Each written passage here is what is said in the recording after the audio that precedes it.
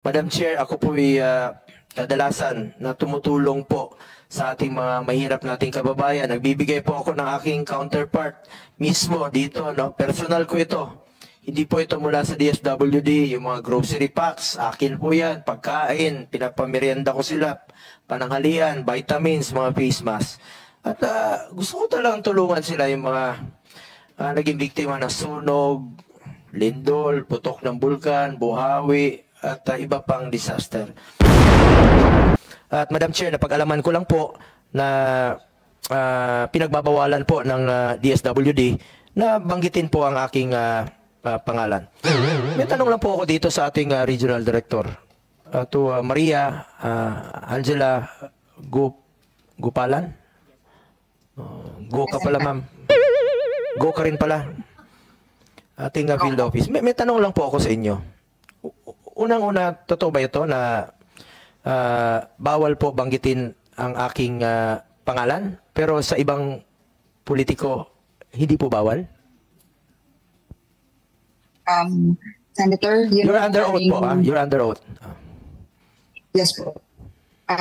Akin po as Regional Director, wala naman pong explicit na instruction na pagbawalan. Pero po sa akin, dahil po kami po ay nagbibigay po ng ating programa, I think it's best not to mention. Otherwise, baka po kasi kami Ma'am, specific po. Pagsabihan. Specific po ang pagbabawal ng pangalan ko. Bawal banggitin ang pangalan. Sa totoo lang po, hindi nyo na kailangan banggitin ang pangalan ko. Pero sana naman, maging pantay naman kayo. Kung yung ibang pangalan pwedeng banggitin, bakit pangalan ko lang hindi pwedeng banggitin? Senator, wala po kung naalala na may explicit instruction na parang yung sa inyo lang pong pangalan. Sigurado po kayo? How about sa Alaminos? Wala kayong inutusan sa Alaminos? Empleyado nyo po sa DSWD sa Alaminos, wala kayong inutusan doon? Hindi kayo nag-conduct ng briefing na bawal banggitin yung pangalan ko? Ma'am, hindi nyo kailangan banggitin yung pangalan ko. Hindi ko po kailangan. Hindi ko kailangan yan.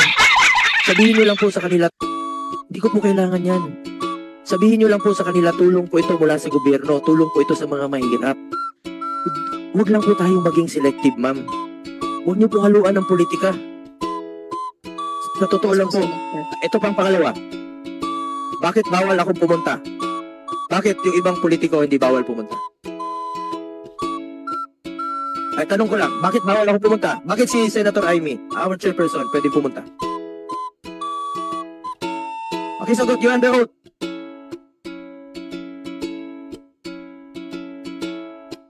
Hindi niya masagot, Madam Chair. Pangatlong tanong ko, pera niyo ba yan? Pera ng taong bayan yan, ma'am. Hindi niyo po pera yan. Just be fair with us. Pinaglaban namin ang budget ninyo. Panahon pa ni dating Pangulong Duterte. Alam niyo, during the time of President Duterte, walang pinipili. Ang nagdala noon, si Secretary Rolly Bautista, isang dating sundalo. Walang pinipili po yon. Hindi naman kailangan banggitin ang pangalan namin, pero wag niyo naman sanang ipagbawal na banggitin. Wag niyo naman sanang ipagkait na kung meron po akong gustong dalahin sa natulong sa kanila. Akin naman yun, ma'am, personal ko naman yun.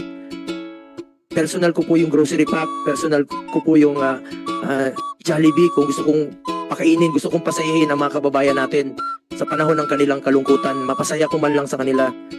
Bakit nyo naman pong ipagkait sa kanila yan? Hindi nyo naman po pera yan, ma'am.